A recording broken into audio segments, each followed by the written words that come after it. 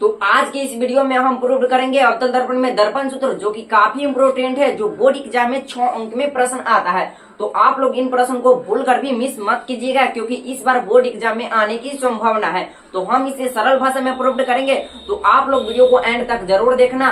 तो चैनल पर नए हो तो चैनल को सब्सक्राइब कर दीजिएगा। तो चलिए इसे प्रूव करते हैं। तो यहाँ पर क्वेश्चन में क्या कह रहा है, अवतल दर्पण में सिद्ध करें कि 1/f बराबर 1/u प्लस 1/v। तो सबसे पहले हम क्या करेंगे, एक अवतल दर्पण बनाएंगे। तो हम इस तरह से एक अवतल दर्पण बना लेते हैं और उसे रंग लेते हैं। रंगना मतलब होता है रंजित करना। तो हम इस तरह से रंग लेते हैं और अवतल दर्पण को एम और एम डैश से प्रदर्शित कर देंगे। उसके बाद हम क्या करेंगे, अवतल दर्पण पर एक प्रधान अक्ष खींचेंगे। तो हम इस तरह से एक सीधा प्रधान अक्ष खींच लेंगे। तो यहाँ पर होता है ध्रुव, तो ध्रुव को हम पी से प्रदर्शित करते हैं। उसके बाद हम क्या करेंगे, यहाँ पर होता है वक्रता केंद्र, तो हम वक्रता केंद्र को सी से प्रदर्शित कर देंगे। और हम जानते हैं ध्रुव और वक्रता केंद्र के बीच में होता है फोकस, तो फोकस को हम एफ से प्रदर्शित करते हैं। अब हम क्या करेंगे, प्रधान अक्ष पर ए बी एक वस्तु हम रखेंगे।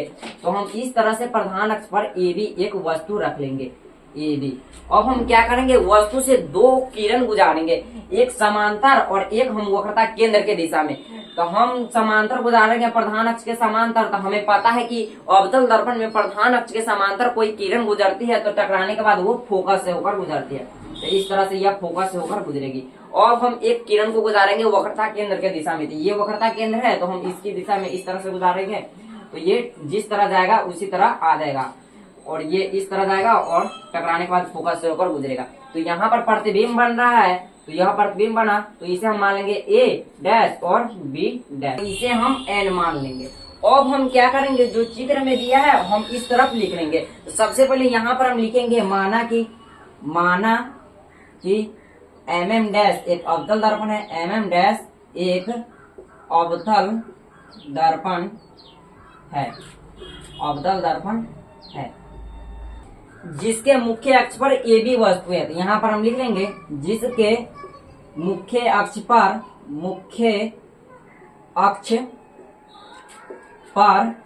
ए बी एक वस्तु है। और ए बी का वास्तविक प्रतिबिंब यहाँ पर उल्टा बन रहा है, तो ए बी का वास्तविक प्रतिबिंब ए डैश और बी डैश है। तो यहाँ पर हम लिख लेंगे ए बी का वास्तविक प्रतिबिंब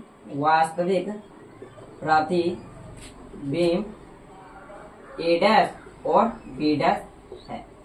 तो यहाँ पर हम जो चित्र में दिया है और उसे हम मान लिए। तो यहाँ पर है एम डैश एक अवतल दर्पण है, तो हम लिख लिए एम डैश एक अवतल दर्पण है जिसके मुख्य अक्ष पर ए बी एक वस्तु है। तो ये हो गया अवतल दर्पण का मुख्य अक्ष, और इस पे ए बी एक वस्तु है और ए बी का वास्तविक प्रतिबिंब ए डैश और बी डैश बन रहा है। तो ए बी का यहाँ पर वास्तविक प्रतिबिंब ए डैश और बी डैश बन रहा है। अब हम यहाँ पर देख रहे हैं एक त्रिभुज बन रहा है ए बी सी, और यहाँ पर भी एक त्रिभुज बन रहा है, त्रिभुज ए डैश बी डैश सी। तो ये दोनों त्रिभुज समरूप है। तो यहाँ पर हम लिख लेंगे अब, तो यहाँ पर हम लिख लेते हैं अब। तो यहाँ पर त्रिभुज ए बी सी, यहाँ पर हम लिख लेंगे त्रिभुज ए बी सी, यहाँ पर हम देंगे समरूप का चिन्ह। तो यहाँ पर हो जाएगा त्रिभुज ए डैश बी डैश सी। तो यहाँ पर हम लिख लेंगे त्रिभुज ए डैश बी डैश सी।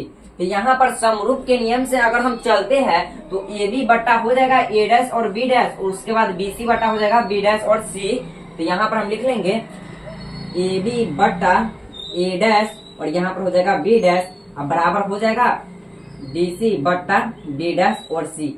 इसे हम मान लेंगे इक्वेशन नंबर 1। अब हम क्या करेंगे, पुनः चलेंगे। तो पुनः यहाँ पर एक त्रिभुज बन रहा है एन पी एफ, और यहाँ पर एक त्रिभुज बन रहा है त्रिभुज ए डैश बी डैश और एफ। तो यहाँ पर हम लिख लेंगे पुनः त्रिभुज एन पी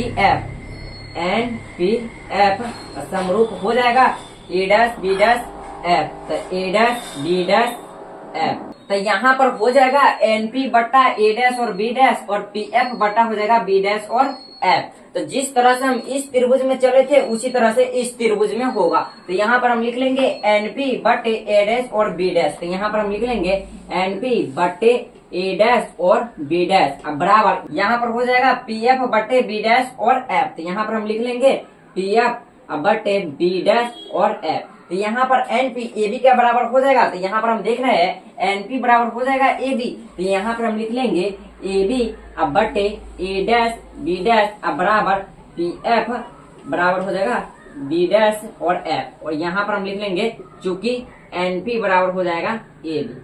अब हम क्या करेंगे, इसे इक्वेशन 2 मान लेंगे।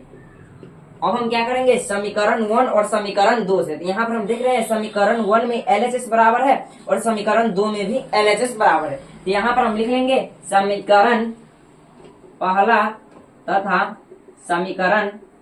समीकरण दूसरा से। यहाँ पर इसके जगह पर हम ये नहीं लिख सकते क्योंकि ये और ये दोनों बराबर है। तो यहाँ पर हम लिख लेंगे BC बटे बी डैश और C बराबर यहाँ पर हो जाएगा PF बटे बी डैश और F। अब हम क्या करते हैं, इसे नेक्स्ट पेज पर लेते हैं। यहाँ तक हम प्रूव्ड कर चुके थे, तो अब चलिए इससे आगे प्रूव्ड करते हैं। तो यहाँ पर हम देख रहे हैं BC है। अगर हम BC का मान निकालना चाहे, ये है BC, अगर हम BC का मान निकालना चाहे तो PV माइनस PC कर देंगे तो BC का मान निकल जाएगा। तो यहाँ पर हम लिख लेंगे PV माइनस PC बटे यहाँ पर B डैश और C है, B डैश और C का मान निकालना चाहेंगे तो PC माइनस PV डैश हो जाएगा। तो यहाँ पर हम लिख लेंगे PC या माइनस PB डैश, उसके बाद बराबर है तो बराबर PF।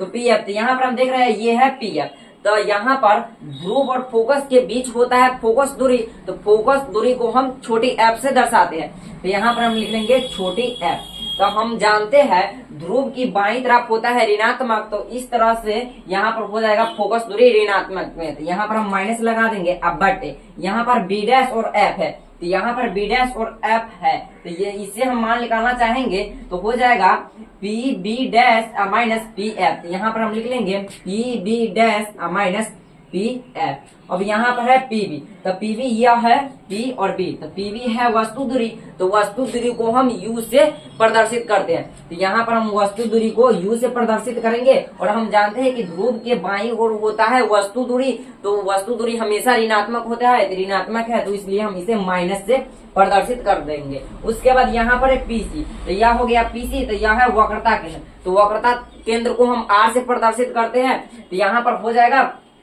माइनस में आर हो जाएगा क्योंकि इस तरफ माइनस में है। उसके बाद है बट्टे, तो बट्टे, और यहाँ पर है पीसी, तो ये हो गया पीसी, तो वक्रता केंद्र को हमें पता है माइनस आर से प्रदर्शित करते हैं, तो यहाँ पर हो जाएगा माइनस आर। उसके बाद है पी बी डैश, तो पी बी डैश है तो यहाँ पर माइनस में है तो सबसे पहले हम माइनस दे देते हैं, और पी बी डैश क्या है तो यह है प्रतिबिंब दूरी, तो प्रतिबिंब दूरी को हम भी से प्रदर्शित करते हैं, और प्रतिबिंब दूरी हो जाएगा माइनस में, तो यहाँ पर हम लिख देंगे माइनस भी बराबर माइनस एफ है तो हम माइनस एफ ही पहले रहने देंगे। उसके बाद पीबी डैश का मान निकालेंगे, तो पीबी डैश है प्रतिबिंब दूरी, तो प्रतिबिंब दूरी होता है माइनस में, तो हम इसे माइनस भी लिख लेंगे। उसके बाद है पी एफ, तो यह हो गया पी एफ, तो यह है फोकस दूरी जिसे हम छोटी एफ से दर्शाते हैं, तो यह भी माइनस में हो जाएगा, तो यहाँ पर माइनस में एफ दर्शा देंगे। उसके बाद यहाँ पर है माइनस में यू, तो माइनस में यू लिख देंगे, माइनस में और माइनस में गुना हो जाएगा तो हो जाएगा प्लस, तो यहाँ पर हम लिख देंगे प्लस आर। अब बट्टे यहाँ पर हो जाएगा माइनस आर, और इसमें इससे गुना करेंगे तो प्लस में भी हो जाएगा, अब बराबर यहाँ पर माइनस एफ, अब बट्टे यहाँ पर हो जाएगा माइनस भी, और माइनस में इससे गुना करेंगे तो प्लस एफ। तो अब हम क्या करेंगे, यहाँ पर माइनस यू है तो माइनस यू, और आर के जगह पे हम 2f लिख सकते हैं। क्यों? क्योंकि f बराबर होता है r बाई 2, तो r का मान निकालना चाहेंगे तो यह इससे गुना हो जाएगा, तो 2f बराबर हो जाएगा r, तो r के जगह पे हम 2f लिख सकते हैं। तो यहाँ पर हम लिख लेंगे 2f, अब बटे यहाँ पर भी r है तो यहाँ पर हम लिख लेंगे 2f प्लस भी बराबर माइनस एफ, अब बट्टे हो जाएगा माइनस भी प्लस एफ। अब हम क्या करेंगे, गुना करेंगे, तो माइनस में माइनस से गुना करेंगे तो हो जाएगा प्लस, और एफ में एफ से गुना करेंगे तो एफ स्क्वायर, तो यहाँ पर हो जाएगा 2f स्क्वायर। अब हो जाएगा माइनस में इससे गुना करेंगे तो माइनस, और भी में एफ से गुना करेंगे तो हो जाएगा भी एफ, अब बराबर हो जाएगा।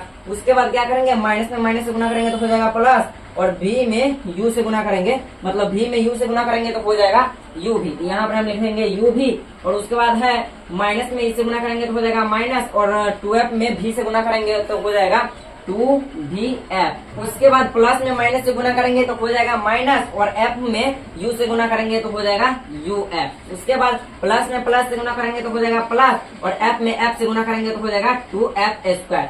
तो यहाँ पर भी 2f स्क्वायर है और यहाँ पर भी 2f स्क्वायर है, तो यह दोनों कट जाएगा, और उसके बाद यहाँ पर हो जाएगा माइनस भी एफ बराबर हो जाएगा यू भी माइनस 2vf माइनस uf। तो यहाँ पर है माइनस 2vf, तो इस तरफ आ जाएगा तो प्लस में हो जाएगा, तो यहाँ पर हम लिख लेंगे माइनस भी एफ तो इस तरफ आ जाएगा तो प्लस में 2VF बराबर हो जाएगा UV माइनस UF। तो 2VF में से एक VF को घटाएंगे तो हो जाएगा VF, तो VF बराबर हो जाएगा UV माइनस UF। अब हम क्या करेंगे, दोनों तरफ UVF से भाग करने पर, तो यहाँ पर हम लिख लेते हैं दोनों तरफ UVF से भाग देने पर, तो UVF से भाग देने पर, तो यहाँ पर है VF, तो VF को हम भाग देंगे UVF से, बराबर यहाँ पर है UV, तो UV को भाग देंगे UVF से। उसके बाद यहाँ पर है UF, तो यहाँ पर माइनस UF को भाग देंगे UVF से। तो यहाँ पर V से V कट जाएगा और F से F कट जाएगा। यहाँ पर U से U कट जाएगा, V से V कट जाएगा। यहाँ पर U से U कट जाएगा, F से F कट जाएगा। तो यहाँ पर 1 हो जाएगा U बराबर यहाँ पर हो जाएगा 1/F माइनस यहाँ पर हो जाएगा 1/V। तो यहाँ पर माइनस में है तो इस तरफ आ जाएगा तो प्लस में हो जाएगा 1/U, अब प्लस में हो जाएगा 1/V बराबर 1/F। तो हम इसे इस तरह लिख सकते हैं 1/F बराबर 1/U प्लस 1/V। तो यह प्रूव्ड हो गया। तो यहाँ पर हम लिख देंगे प्रूव। तो कह रहा था दर्पण सूत्र प्रूव करने के लिए तो 1/F बराबर 1/U प्लस 1/V। तो इस तरह से हम प्रूव्ड कर दिए। तो यह वीडियो कैसा लगा कमेंट में जरूर बताइएगा। अगर वीडियो अच्छा लगा होगा तो वीडियो को लाइक कर दीजिएगा, चैनल पर नए हो तो चैनल को सब्सक्राइब कर दीजिएगा। अब मिलते हैं आपसे नेक्स्ट वीडियो में, तब तक के लिए आपका धन्यवाद।